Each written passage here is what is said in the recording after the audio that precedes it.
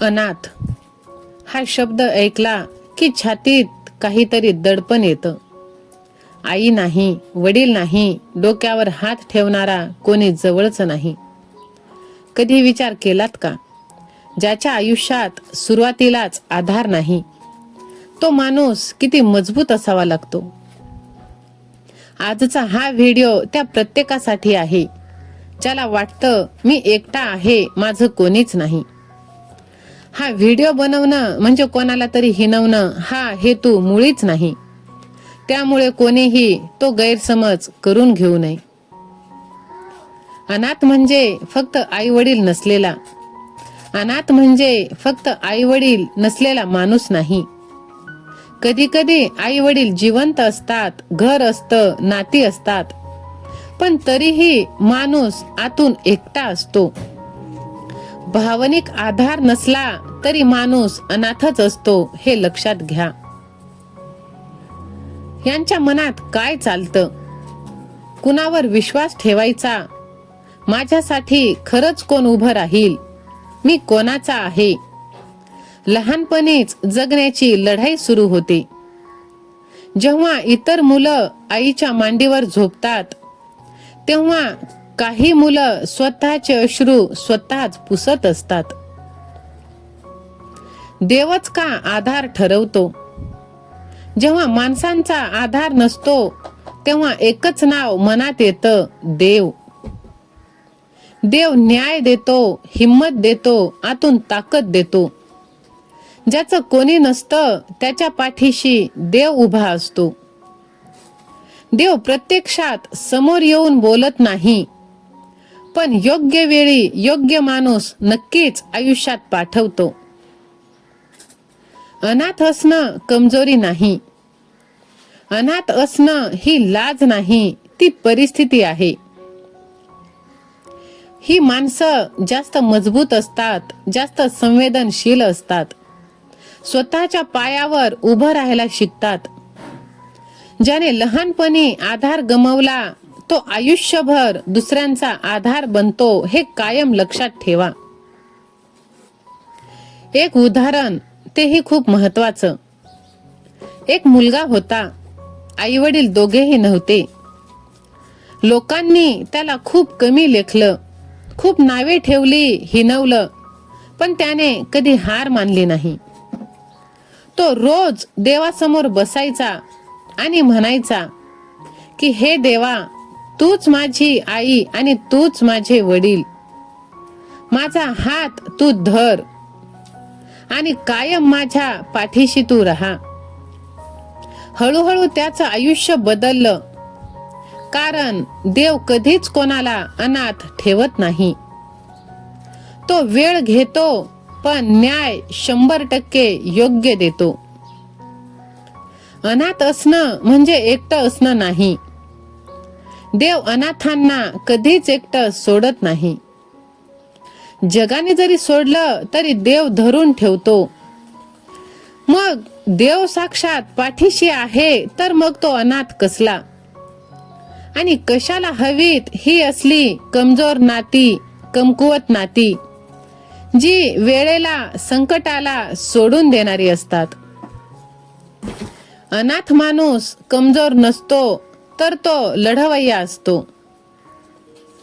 आज जर वाटत असेल तुम्हाला की माझं कोणी नाही, तर हे लक्षात घ्या, तुमचं ऐकणारं एक आहे, तुमच्या अश्रूंना मोजणारं सुद्धा एक आहे. कारण तुम्ही अनाथ नाहीत, देव तुमचा आहे. आणि देव असला की माणूस कधीच एकटा असत नाही. होय मैत्रांनो, माझ्या डोक्यावर हात ठेवणारा कोणी नाही असं तुम्ही म्हणू नका.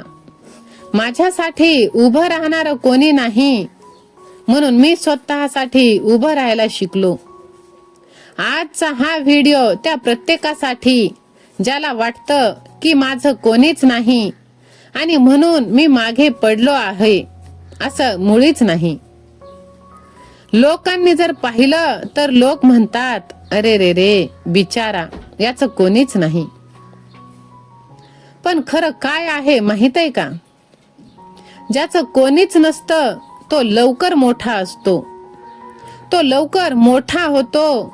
तो एकदम असा जबाबदारी घेणारा बनतो. तो परिस्थितीला घाबरत नाही. तो लढायला शिकतो. तो भावनिक दृष्ट्या मजबूत बनतो. ज्याने आधार गमावला तो स्वतः आधार बनतो. देव प्रत्येकाला सारखी परीक्षा देत नाही हे तुम्ही कायम लक्षात ठेवा. कारण प्रत्येकाच्या आयुष्याचा पेपर एकसारखा नसतो. प्रत्येकाचा गुरु वेगळा, प्रत्येकाचा पेपर वेगळा, प्रत्येकाची प्रश्नपत्रिका वेगळी आणि प्रत्येकाची उत्तरपत्रिका सुद्धा वेगळी. आणि सर्वात महत्वाचं म्हणजे प्रत्येकाचा निकाल सुद्धा वेगळा. काहींना सोपं आयुष्य मिळतं, काहींना कठीण. कठीण आयुष्य त्यांनाच मिळतं जे ते पेलू शकतात. कारण देव कमजोर माणसाला कठीण लढाई देत नाही. तुमच्यात काहीतरी खास आहे म्हणूनच तुम्हाला ही ताकद देवाने, साक्षात भगवंताने दिली आहे. स्वतःवर अवलंबून राहा. कोणी नाही, छान आहे. मग तुमची ताकद कोण? तर तुम्ही स्वतः. तुमचा आत्मविश्वास, तुमची मेहनत, तुमचा विश्वास. जगात सर्वात मोठा आधार तो म्हणजे स्वतःवरचा विश्वास. मित्रांनो, यशाची भूक ठेवा. कारण हे जग तुम्हाला नावे ठेवतील, लोक तुम्हाला कमी लेखतील, सारखं हिनवतील, म्हणतील अरे याचं कोण आहे, याचं काहीच होणार नाही, हा काही करू शकत नाही, ह्याला कोणाचा आधार नाही. पण तुम्ही खचून जाऊ नका. तेच तुमचं इंधन बनवा. आणि रोज तुम्हाला स्वतःला सांगा, माझं कोणी नाही म्हणून मी थांबणार नाही. मी इतकी मेहनत करणार, मी इतका मोठा होणार की एक दिवस लोक म्हणणार की हा स्वतःच्या जोरावर, स्वतःच्या जीवावर उभा राहिला आहे. आणि हेच सर्वात महत्वाचं आहे. जे काही बनायचं आहे ते स्वतःच्या दमावर बनायचं, ना कोणाच्या कुबड्यांवरती. कारण अनाथ असणं ही कमजोरी नाही, ती शक्ती आहे. ज्याचं कोणी नसतं त्याचा साक्षात भगवंत असतो.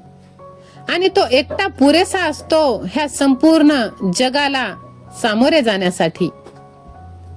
तुम्ही एकटे नाहीत, तर तुम्ही स्वतंत्र आहात. हो, तुमचं माणूस नाही पण देव आहे.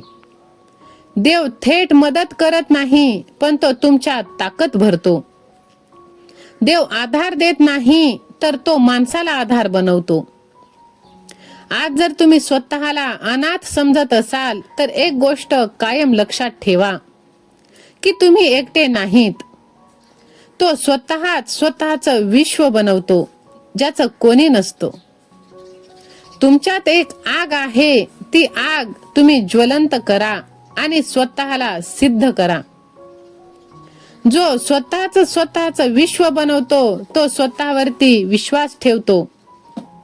तुमचं आयुष्य इतरांच्या आधारावर नाही, तुमच्या धैर्यावर उभा आहे. तुम्ही कमजोर नाहीत, तुम्ही योद्धा आहात. ज्याचं कोणी नाही तो सर्वात मजबूत. स्वतःच्या जोरावर उभं राहा. कधी विचार केलाय का, काही वेळा आपण पूर्णपणे तुटतो, सगळे दरवाजे बंद होतात आणि अचानक एक छोटासा मार्ग उघडला जातो. तो योगायोग नसतो, तो देवाचा आशीर्वाद असतो. जिथे तुम्ही आहात आजपर्यंत जसं वाचलात ते फक्त तुमच्या ताकदीमुळे. तुमच्यावर कोणाचा तरी अदृश्य असा हात असतो. फक्त तुम्ही स्वतःवरती विश्वास ठेवा. कारण देवाचा आशीर्वाद म्हणजे संकटातून वाचणं, चुकीच्या मार्गावरून परत येणं, वेळेवर योग्य माणूस भेटणं. कधी कधी आपण म्हणतो की नशीब चांगलं होतं, पण ते नशीब नसतं, तो साक्षात वरून मिळालेला भगवंताचा आशीर्वाद असतो. देव दुःखामागून सुख आणि सुखामागून दुःख हे चक्र सुरूच ठेवतो. देव फक्त सुख देत नाही, तो परीक्षाही घेतो. आणि परीक्षा नसली तर आशीर्वादाची किंमतही कळत नाही. देव आपल्याला मोडत नाही तर आपल्याला घडवत असतो.